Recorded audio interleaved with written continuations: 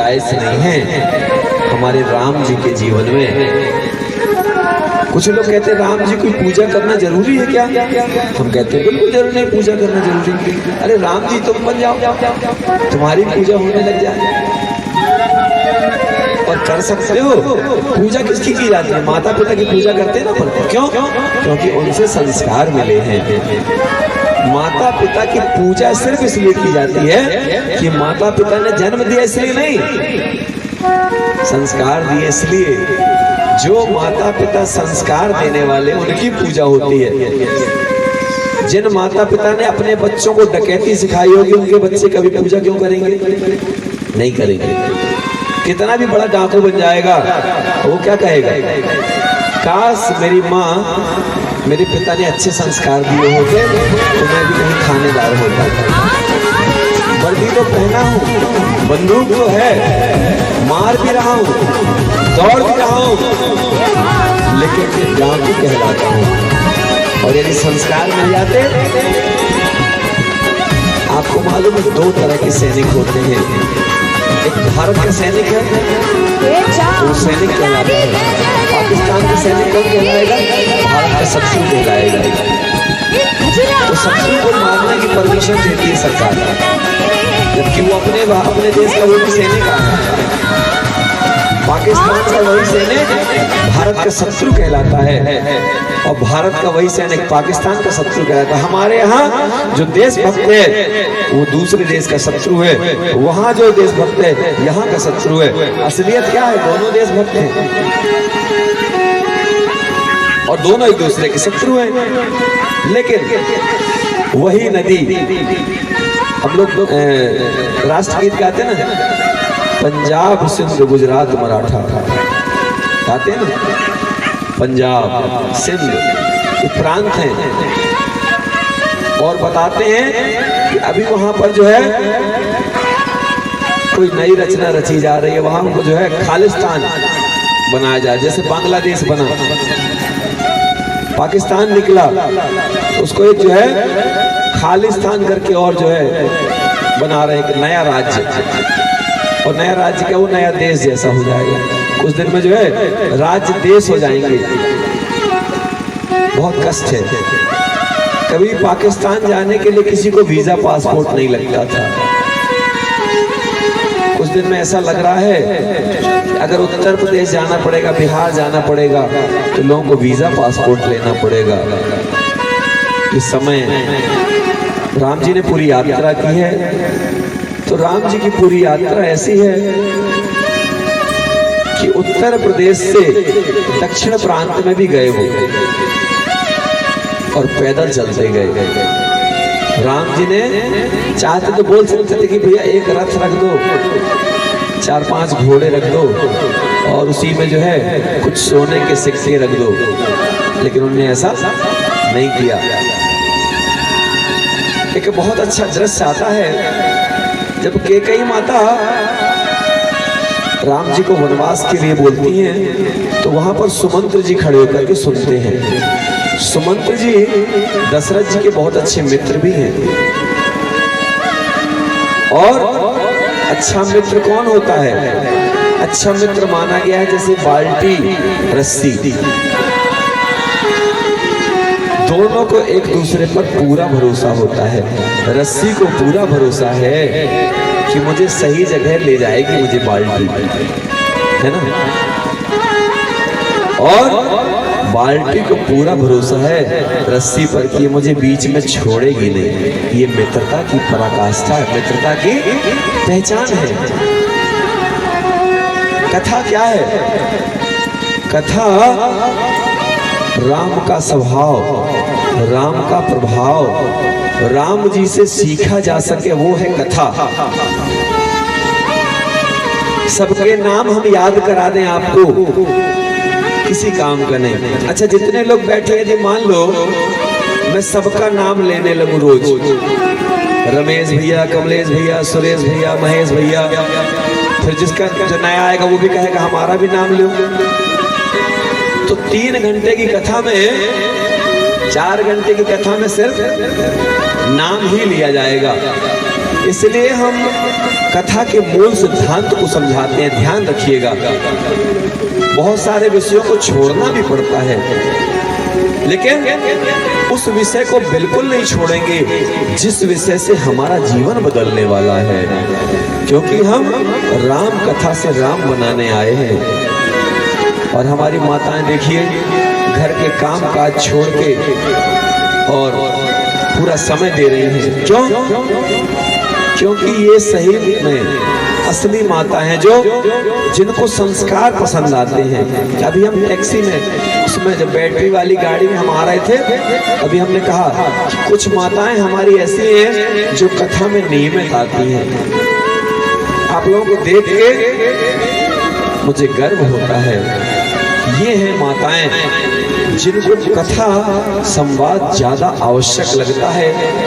रोटियां तो रोज बनानी पड़ेंगी, कथा रोज नहीं मिलेगी, और कथा भी रोज मिलेगी टीवी वाली, लेकिन हृदय जागरण की कथा नहीं मिलेगी।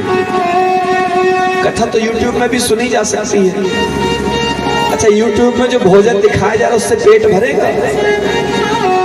यूट्यूब में खूब अच्छी अच्छी मिठाई दिखा दी जाए, खूब अच्छे अच्छे जो है भजन सुना दे, लोग झूम सकते हैं, लेकिन झूमने से काम नहीं चलेगा।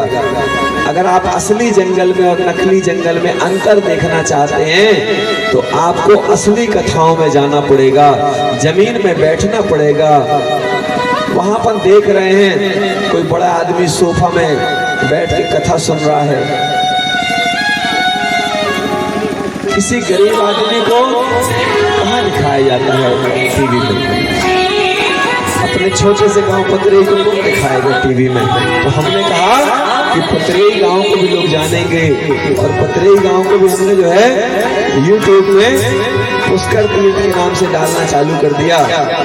और अभी आगे बताए, कई लोगों ने कहा कि बहुत सारे लोग यूट्यूब में देख रहे हैं त्यागी जी ज्ञान तीर्थ विलायत कला, त्यागी जी ज्ञान तीर्थ विलायत कला। कुछ लोग तो कहते हैं कि बाबा जी अपने यूट्यूब का प्रचार करते हैं, कोई दिक्कत नहीं। विचारों के लिए प्रचारों का होना भी जरूरी है। बदले में कुछ मांग तो नहीं रहे। हमने तो नहीं कहा कि आप चैनल सब्सक्राइब करो, कि बेल आइकन दबाओ, कि गैया का आइकन दबाओ, कोई दिक्कत नहीं। आप सिर्फ देखो, देख करके परिवर्तन होता है, सुनकर परिवर्तन होता है। क्योंकि बैटरी चार्ज करने के लिए बहुत थोड़ा सा करंट लगता है।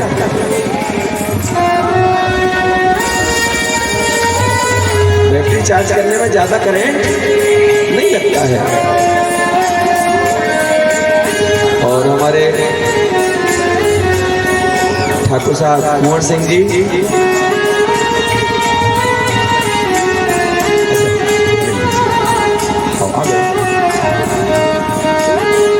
बड़ी प्रसन्नता की बात है कि हमारे अमोल आश्रम से बच्चू बाबा जी का आगमन हुआ है। तो वैसे भी बच्चू बाबा जी यहाँ आते रहते हैं, शायद बीच में कभी जैसे संयोग बनता है। और अच्छी बात है कि कथाओं में वो बहुत पहुँच नहीं पाते हैं, या तो वो शुरू दिन आते हैं तो आखिरी दिन आते हैं, लेकिन ये भी जो है ईश्वर की कृपा है कि वो कथा के बीच में पहुंच रहे हैं, कथा में उनकी उपस्थिति हो। ये भी कथा श्रोता और कथावाचक दोनों के लिए जो है उत्तम होता है। तो सुमंत्र जी कहते हैं कि केकई, वैसे तो आप रानी हैं, लेकिन आप में अकल नहीं है रत्ती भर। क्यों ऐसा बोला? इसलिए बोला उन्होंने कि केकई ने अपने प्रिय पुत्र राम को भी नहीं बख्शा, और तो और राम लक्ष्मण सीता तीनों के वस्त्रों के लिए भी जो है मंथरा कपड़ा ले आई भगवा, तो बोले भगवा कपड़ा पहना दो, और भगवा कपड़ा पहनाने के लिए भी तैयार हो गए। तब जो है सुमंत्र जी को बोलना पड़ा कि कहीं तुम अपनी माँ के जैसे हो, कैकेयी की माँ थी। एक आपको जो इस पुस्तक में भी नहीं है, जो इस ग्रंथ में भी नहीं है, कैसी कहानी, कैकेयी की माँ की कहानी है। ध्यान से सुनना, जीवन बदलेगा। कैकेयी की माँ अपने पति के साथ में विचरण कर रही थी। अचानक जो कैकेयी के पिताजी है ना, उनको पक्षियों की आवाज सुनकर समझ जाने का गुण प्राप्त था। जब कोई पक्षी बोलता था तो वो समझ जाते थे कि ये पक्षी क्या बोल रहा है। और हंसने लगे पक्षी। जब पक्षी हंसने लगे तो जनक जी को भी हंसी आ गई। जनक जी को नहीं, कैकेयी के पिताजी को। कैकेयी के पिताजी को हंसी आ गई। तो कैकेयी की जो माँ है, उन्होंने पूछा कि आप हंस क्यों रहे अपने पति से? तो पति ने कहा कि मैं बता नहीं सकता हूँ इस बात को कि क्यों हंस रहा हूँ। बोले नहीं, बताना पड़ेगा। पत्नियां जिद करती है ना कभी कि नहीं बताना पड़ेगा। तो अगर कभी ऐसा लगे कि पतिदेव कोई चीज कह रहे हैं इसको मत सुनो, तो मान लेना चाहिए। कभी कभार ऐसा होता है। तो कहते हैं कि कैकेयी के जो पिताजी, उन्होंने कहा ये मैं तुमको नहीं बता सकता हूं। बोले क्यों? बोले अगर मैं तुमको बता दूंगा तो मुझे श्राप है, मर जाऊंगा मैं। तो कैकेयी की माँ ने कहा तुम मरते हो तो मर जाओ, लेकिन बता दो मेरे को। तो कैकेयी के पिताजी ने कहा कि मैं बताने वाला नहीं हूं, तुम नाराज होना तो हो जाओ, मैं तुमको बताने वाला नहीं हूं। ऐसी घटना सोचिए। तो बोले तुम भी जो है अपनी माँ के ऊपर गई हो, और हमारी बच्चियां ज्यादातर माँ के ऊपर ही तो जाती हैं, इसलिए माँ का संस्कारी होना बहुत जरूरी है। खूब संस्कार दीजिए, क्योंकि कैकेयी का सम्मान नहीं हो रहा है। आप देख रहे हैं लोगों ने उसके बाद से कभी कैकेयी नाम नहीं रखा है। कैकेयी के अलावा बाकी तो नाम सब हैं, कौशल्या, सुमित्रा, दशरथ भी है ना, सब कुछ नाम मिलेंगे। दो नाम नहीं मिलते हैं, कैकेयी और विभीषण। ये दो नाम जो है नहीं मिलते हैं। इस बात को हमको ध्यान रखना पड़ेगा कि हमारे कृत्यों से आने वाला इतिहास गड़बड़ा ना जाए। क्योंकि हमने आपको बताया ना कि आज सीखते हैं जो बच्चे, कल वही बन जाते हैं। पाप देख पापी बन जाते, पुण्य से देव बनाते हैं। तो आपका बच्चा जब आपको देखेगा, जो कुछ भी करता हुआ आपकी संतानें देखेंगे। अरे आपको बस नहीं, हमको भी देखकर जो लोग सीखते हैं, ठीक है ना। लोग कुत्तों को, बिल्ली को देखकर तो सीख जाते हैं, लेकिन अच्छे लोगों को देखकर क्यों नहीं सीखते हैं? क्योंकि उनमें सीखने की ललक नहीं है। सीखने की ललक होना बहुत जरूरी है। महाराज बहुत विलाप करते हैं, लेकिन कैकेयी के हृदय की जो दया है वो नष्ट हो गई है। अब कैकेयी के मन में किसी भी तरह का कोई करुणा, कोई वात्सल्य कुछ भी नहीं है, ना तो राम जी के प्रति है और ना दशरथ जी के प्रति है। किसी के प्रति पूरा का पूरा, जैसे कहते हैं ना कि जब सूख जाता है तो फिर कितना भी प्रयास किया जाए गीला नहीं हो सकता। तो इसी तरीके से अब कैकेयी के हृदय में सूखा पड़ गया है। अब चाहे पति बोले और चाहे पुत्र बोले और चाहे कोई भी बोले, अब कोई परिवर्तन हो नहीं रहा है। सोचिए, परिवर्तन का नहीं होना ये दुखदाई है, कष्टदायी है। क्योंकि परिवर्तन जब होता है, परिवर्तन के लिए जब प्रयास किया जाता है, तो वो प्रयास सफल होता है अगर सच्चे मन से। और धीरे धीरे हमारे राम जी, लक्ष्मण जी और सीता जी निकल पड़ते हैं। सुमंत्र जी ने अपने रथ में बैठाला है। दशरथ जी ने कहा लौटा कर ले आना मेरी सीता को। राम तुम भी मुझे कैद में डाल दो और वचन भंग कर दो। लेकिन उन्होंने कहा है क्या? वही बात जो रोज कहते हैं, रघुकुल रीत सदा चली आई, प्राण जाए पर वचन न जाई। ये एक अकेले रघुकुल के लिए नियम नहीं है, ये हम सबके लिए नियम है। रघुकुल की रीति तो जो है तो है। चलने लगे, सारी प्रजा दुखी है। राम ने इतना प्रेम दिया है ना, सारी प्रजा दुखी है। सिर्फ अगर कोई प्रसन्न है ना तो सिर्फ केकई और मंथरा, दो लोग। केकई को और मंथरा को दोनों को लगा कि अब चलो ये काम बढ़िया हो गया। लेकिन बड़ा कष्ट होता है निकलते समय। प्रजा ने कहा हम भी जाएंगे, अकेले लक्ष्मण जी सीता जी क्यों जाएंगे?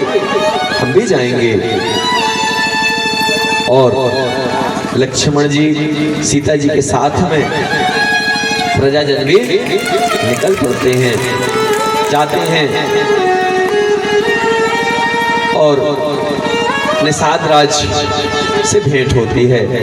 निषाद राज से जब भेंट होती है तो निषाद राज ने अपने यहाँ रुकने के लिए प्रेरित किया है कि भगवान मैं तो आपका मित्र हूं ना, मैं तो आपका सखा हूं, तो यदि मैं आपका सखा हूं तो आप तो मेरे पास रुक सकते हैं ना। उन्होंने कहा कि मैं कहीं भी रुक नहीं सकता हूं। तो बोले मेरे घर में कुछ? बोले नहीं, मैं तो बस वन में जो कुछ भी फल मिल जाएंगे उन्हीं फलों को, उन्हीं पत्तों को, उसी जल को प्राप्त करता जाऊंगा। लक्ष्मण जी नाराज भी होते हैं, लेकिन नाराजगी से कोई फर्क नहीं पड़ता। राम जी ने कहा कि लक्ष्मण हमारे संस्कारों में नाराजगी का कोई रोल नहीं है। पिता ने जो कह दिया तो कह दिया, पिता की बात पत्थर की लकीर है। और यहाँ कौशल्या माता अपने पति के साथ विलाप करती हुई, अब पति देव विलाप कर रहे, राम मुझे क्यों नहीं ले गए साथ? काश तुम मुझे भी ले जाते। राम जा चुके हैं। राम को ना तो कोई प्रसन्नता है और ना कोई दुख। क्यों नहीं है? यही होना चाहिए हमारे जीवन में। कुछ मिल जाए तो भी अच्छा और ना मिले तो भी अच्छा। क्यों? ज्यादा प्राप्त करने के चक्कर में हम लोग लोभी हो जाते हैं, कामी हो जाते हैं। काम, क्रोध, मद, लोभ, ये चार चीजें जो है बहुत नुकसानदायक है। अगर इस पर हम लोग विस्तार से बात करें तो अकेले इन चार विषयों पर ही पूरा काम हो जाएगा। उसके लिए हम लोगों को बहुत सारे विषय छोड़ने पड़ते हैं, उसका दोष भी लगता है। लेकिन अब जो है चले जा रहे हैं। निषाद राज ने उनको कुटिया में थोड़े से कुछ कांस फूल रख दिया। रात्रि हुई, रात्रि में विश्राम की तैयारी हुई तो बोले कुछ कपड़े मंगा दें, कुछ सामान मंगा दें लेटने के लिए। राम जी ने कहा नहीं, बस यही घास फूस पत्ते यही मेरे लिए काफी। लक्ष्मण जी भी रो पड़े, निषाद राज भी रो पड़े। लेकिन जो भाग्य में है, जिसके भाग्य में जो लिखा है वो तो भोगना पड़ता है। राम जी के भाग्य में भी विधि ने, और राम जी ने यहाँ पर विधि को बोला है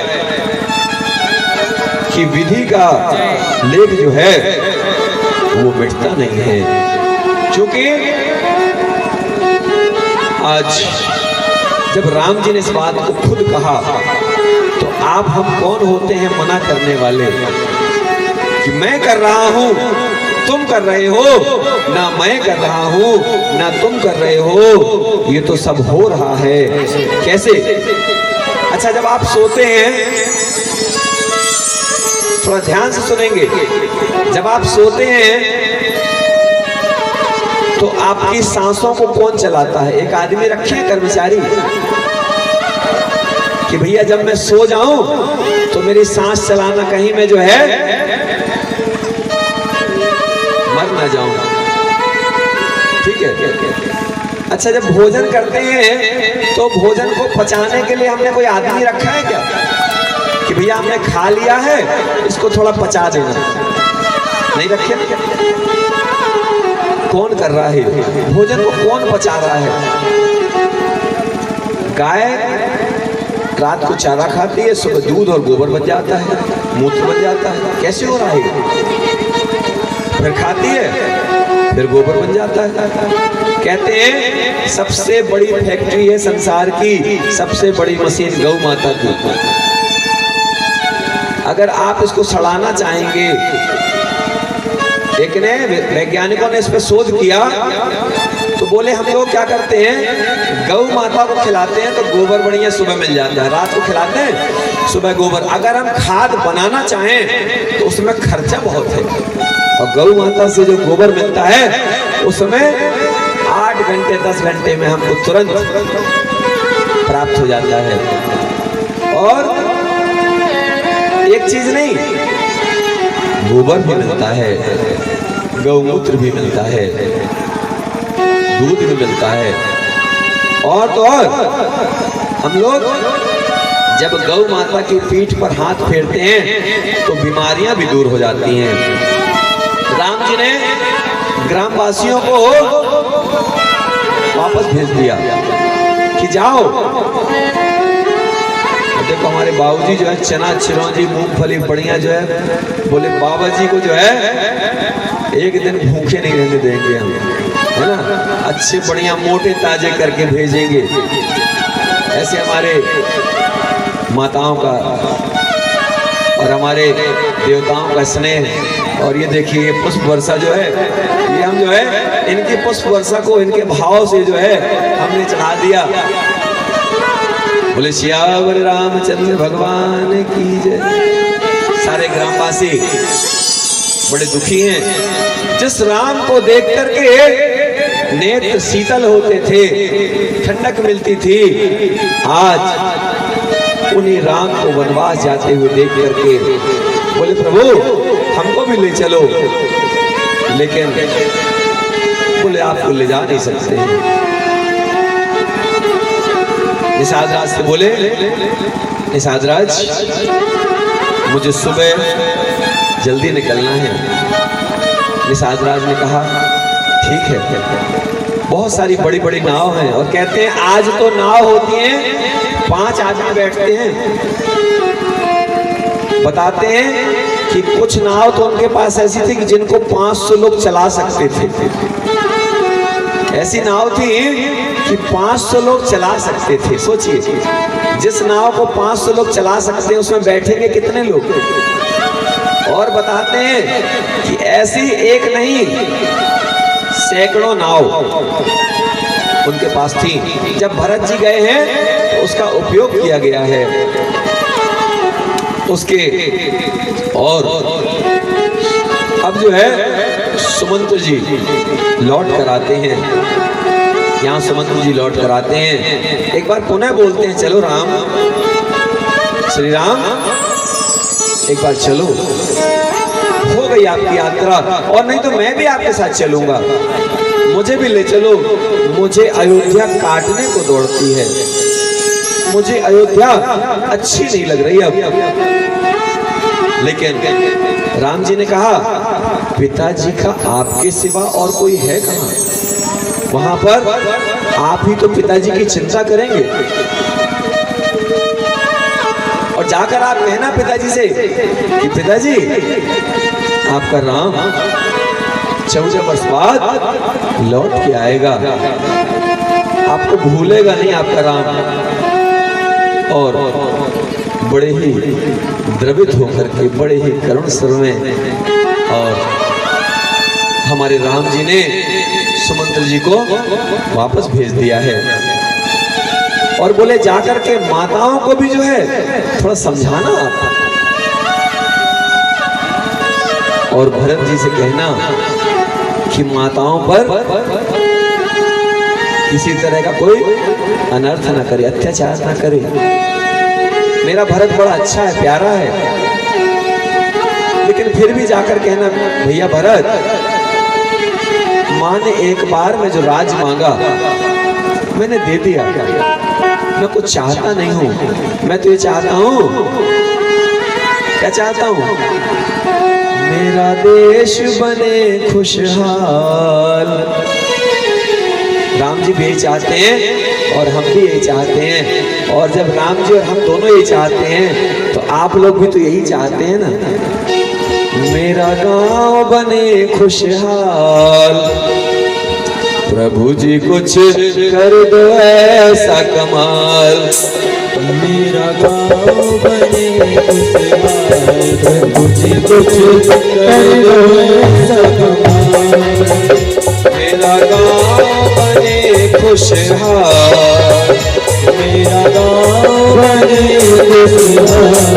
प्रभु जी कुछ कर दो ऐसा कमाल, कुछ कर दो ऐसा कमाल।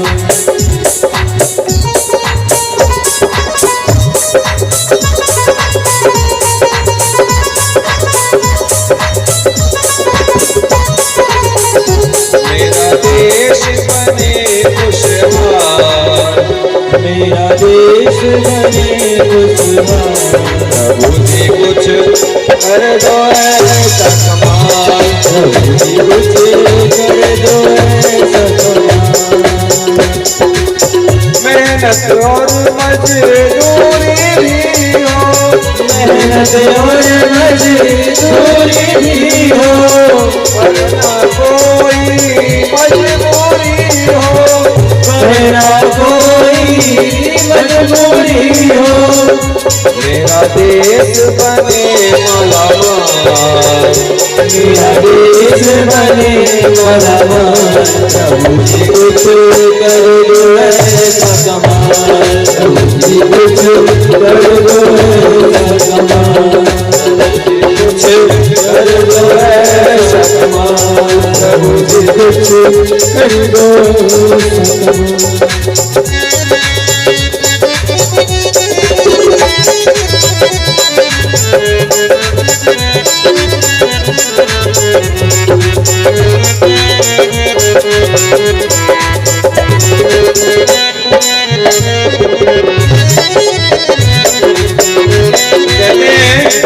राम जी भी वही चाहते हैं और वही चाहते हैं, और आप भी वही चाहते हैं, मेरा देश बने खुशहाल, मेरा देश बने खुशहाल। प्रभु जी कुछ कर दो ऐसा कमाल, प्रभु जी कुछ कर दो ऐसा कमाल, प्रभु जी कुछ कर दो ऐसा कमाल, प्रभु जी कुछ कर दो ऐसा कमाल, प्रभु जी कुछ कर दो ऐसा कमाल। वहां राम जी निकल गए, प्रजा ने देखा अब राम जी नहीं है तो वो भी लौट पड़ी, रोने लगी प्रजा हमारी। यहाँ सुमंत्र जी ने आकर के और बताया कि प्रभु महाराज दशरथ राम जी लक्ष्मण जी सीता जी के साथ जा चुके हैं और उन्होंने लौटने के लिए मना कर दिया, आपकी सेवा हो वो यही चाहते हैं, और इसीलिए मैं आपके पास आ गया हूं। और चूंकि मैं आपके पास आ गया हूं तो आप अब धैर्य ना खोएं, ये आंसू ना बहाएं, धीरे धीरे बीमार होते जाते हैं। अचानक उनको याद आती है कि मुझे श्राप दिया था किसी ने कि तुमको पुत्र वियोग होगा, पुत्र शोक में तुम्हारी मृत्यु होगी, तुम पुत्र के मोह में इस जीवन से हाथ धो बैठोगे। कौन थे? श्रवण कुमार के माता पिता ने उनको श्रापित किया था। शब्दभेदी बाण चलाते थे, आपको तो बताया गया है कि श्रवण कुमार ने शब्दभेदी बाण चला करके श्रवण कुमार, दशरथ जी ने श्रवण कुमार को मार दिया, अनजाने में ही मारा। पृथ्वीराज चौहान और महाराज दशरथ, ये दो लोग जो हैं ये शब्दभेदी बाण चलाते थे। शब्दभेदी बाण जो होता है, शब्द को सुन करके, जैसे अभी यहाँ यज्ञ चल रहा है पीछे, अपन को उसकी आवाज आ रही है, तो अपन जैसे फूल भेजना है अपन को यज्ञ के लिए, तो अपन ध्यान करके कि आवाज कहाँ से आ रही है, तो उसी तरफ जो है अपन फूल भेजे, वो फूल वहां पहुंच जाए, उसको शब्द का भेदन कहते हैं। तो दो लोगों ने, पृथ्वीराज चौहान और महाराज दशरथ, बहुत बीमार पड़ जाते हैं और दशरथ जी की मृत्यु हो जाती है। दशरथ जी की मृत्यु हो जाती है। जैसे दशरथ जी की मृत्यु होती है, गुरुजनों को बुलाया जाता है। गुरुजी से बोला गया, गुरुजी क्या किया जाए? गुरुजी ने कहा तुरंत जाओ भरत को, शत्रुघ्न को लेकर के आओ। किसी को पता नहीं चलना चाहिए कि दशरथ जी की मृत्यु हो गई। क्यों? क्योंकि इस समय कोई भी शासन चलाने वाला नहीं है। अभी क्या हो गया? भरत शत्रुघ्न मामा के यहाँ, राम लक्ष्मण जंगल में और दशरथ जी चले गए। तो इस समय कोई भी ऐसा नहीं है जिसके निर्णय पर शासन चलाया जा सके।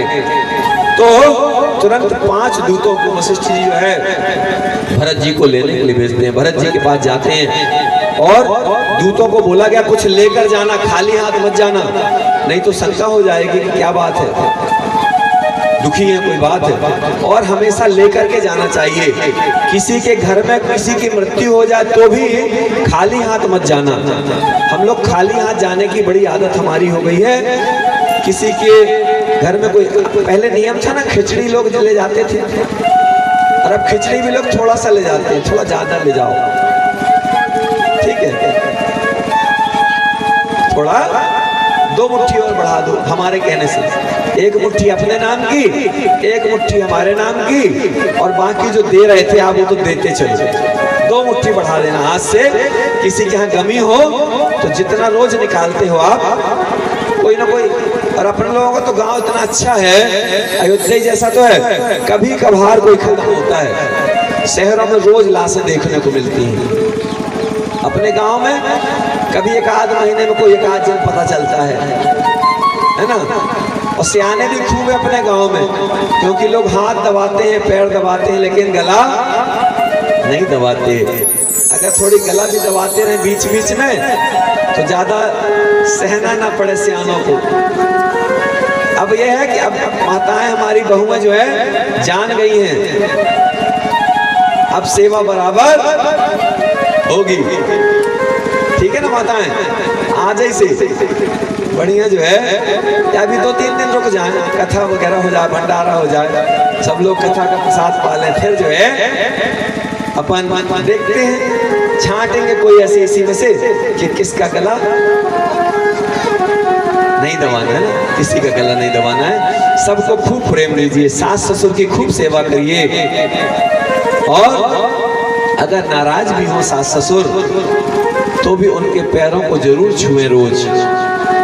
अगर थोड़ा सा गाली देंगे दे लेने दो। और सास ससुर जी से भी निवेदन है कि ज्यादा भाव मत खाना।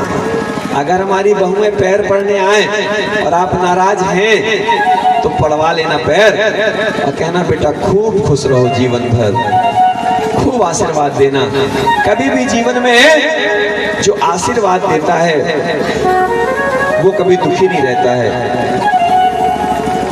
आशीर्वाद खूब पहुंचना चाहिए। और अगर सास ससुर से गलती भी हो किसी तरह की, सियाने हैं, थोड़ी बोलने की आदत पड़ जाती है, तो बेटा आप हमारी बेटा भी हो, बहू भी हो और माँ भी हो, तो इस नाते आपसे निवेदन करते हैं कि अगर कभी सास ससुर से कोई भूल भी होती है तो थोड़ा आदत डालना, क्योंकि आपने क्षमा करने की आदत डाल ली तो आपको भी क्षमा किया जाएगा। और सास ससुर ना भी करें क्षमा तो वहां पर आपका रिकॉर्ड बन रहा है। अरे आपके गांव के लोग कहेंगे एक दिन कि सास ससुर तो गड़बड़ रहे लेकिन बहू ने सेवा की, खूब सेवा की। ये नियम है, यही तो धर्म शास्त्र है। धर्म इसीलिए होता है क्योंकि धर्म से लोग सीखें, अधर्म से लोग टूटते हैं, बिखरते हैं, लेकिन धर्म से जुड़ जाते हैं। जो धर्म से जुड़ता है दूत पहुंच जाते हैं। दशरथ जी की मृत्यु का समाचार नहीं देते, कहते हैं गुरुदेव ने भरत और शत्रुघ्न को अर्जेंट बुलाया है, जल्दी बुलाएं। बोले कि तो नाना जी से मिलते हैं भरत जी। भरत जी कहते हैं मुझे आभास हुआ था इस पुण्य भूमि में यज्ञ और कथा दोनों चल रहा है और देखो आपको एसी लगाना नहीं पड़ रहा है। आज एसी का जो काम है वो हमारे भोले बाबा जो हैं, है ना, और अभी हमारी माताओं ने जो है बढ़िया ब्रह्म कुमारी से कथा सुनी है तो शिव बाबा भी बड़े प्रसन्न हो गए हैं। और शिव बाबा भी जो है बढ़िया, शिव बाबा को तो क्या है हिमालय में रहना पसंद है। अभी बंगला में बढ़िया जो है बड़ा अद्भुत कार्यक्रम हुआ था, ठीक है। ये ईश्वर की कृपा से ऐसे कार्यक्रम होते हैं। तो एसी की व्यवस्था है आप लोगों को, लेकिन परेशान होना थोड़ा सा पड़ेगा क्योंकि कंबल की व्यवस्था नहीं है। कंबल बंगला से वापस लौट गए हों और मालूम होता तो माता जी लोगों से भी बोल देते कि जिस कार से आई हैं तो कंबल भी लेते आती और यहीं चढ़ा के चली जाते हैं कंबल। बोले सियावर रामचंद्र भगवान की जय। बड़ा ही करुण बखान। क्योंकि क्या होता है, जैसे ही भरत जी को पता चला कि दूत आए हैं लेने, तो दूतों की बात को सुनकर के ही भरत जी के मन में व्यथा आ गई, मन में व्यग्रता आ गई और उन्होंने बताया कि मुझे रात में ही ऐसा एहसास हुआ है कि कुछ गड़बड़ है। और भरत जी के नाना जी ने कहा बेटा भरत जाओ, जाकर के और अयोध्या की व्यवस्था देखो आप, फिर बीच में जब मन करे तो आ जाना। अपसेजस्तु तस्त्र पितरम पितरालये जगाम भर्गो द्रष्टुम मातर मातुरालये अनुप्रासम तुतम दृष्ट्वा के